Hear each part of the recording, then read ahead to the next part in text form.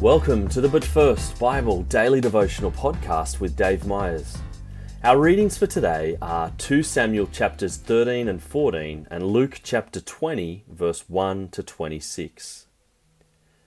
Jesus has now arrived in Jerusalem, and it's the week leading up to his death upon a cross. There is heightened opposition throughout these chapters with the religious authorities. And back in Luke 19, immediately after Jesus' triumphal entry, which we looked at yesterday, Jesus weeps for Jerusalem. And then he goes into the temple to clear out those trying to make a buck in the temple courts. And so now in Luke 20, our reading from today, his authority has just been questioned.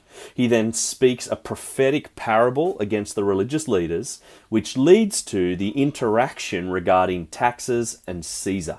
Let me read that paragraph, beginning with Luke chapter 20, verse 19.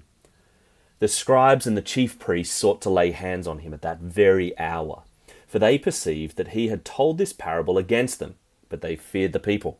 So they watched him and sent spies who pretended to be sincere that they might catch him in something he said, so as to deliver him up to the authority and jurisdiction of the governor. So they asked him, "Teacher, we know that you speak and teach rightly and show no partiality, but truly teach the way of God. Is it lawful for us to give tribute to Caesar or not?" But he perceived their craftiness and said to them, "Show me a denarius. Whose likeness and inscription does it have?" They said, "Caesar's." And he said to them, "Then render to Caesar the things that are Caesar's, and to God the things that are God's." And they were not able, in the presence of the people, to catch him in what he said, but marveling at his answer, they became silent. Now, the mission of the scribes and the chief priests is clear. They want to destroy Jesus. They want to put Jesus to death, and they are orchestrating events to try and show why Jesus is worthy of death. However, as we'll see with a whole bunch of their interactions in the coming chapters, they've got nothing. Jesus is without blemish. Jesus knows their schemes and won't be trapped in his words. I love that in that paragraph from verse 19 to 26, as we've just read, that the spies hired by the religious leaders go in with a deliberate desire to catch Jesus out, but their conclusion is one of marveling at what Jesus has said. Now, aside from Jesus not being tricked by these deceptive leaders, there are two good things we can learn from Jesus' response to their question. First, how we relate to earthly authorities. The coin has the imprint of Caesar on the back of it.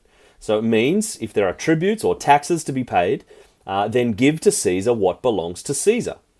There's a helpful principle for believers today. We are good citizens as we pay our taxes and submit to the rule of earthly authorities. Romans 13 is a good cross-reference if you would like to do further reading on this topic. Second, how we relate to our heavenly authority.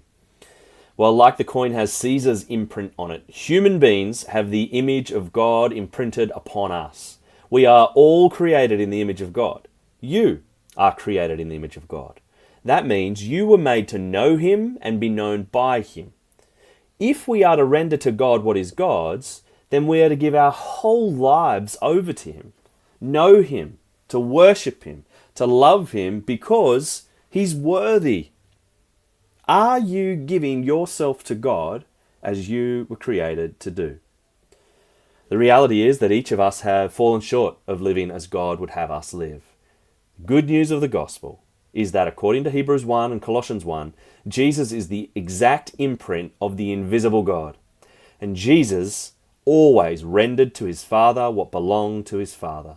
And so through his perfect life, death, and resurrection, we can be accepted by God. And not only are we made in the image of God, but we are being remade in the image of Christ. Until tomorrow, keep trusting Jesus.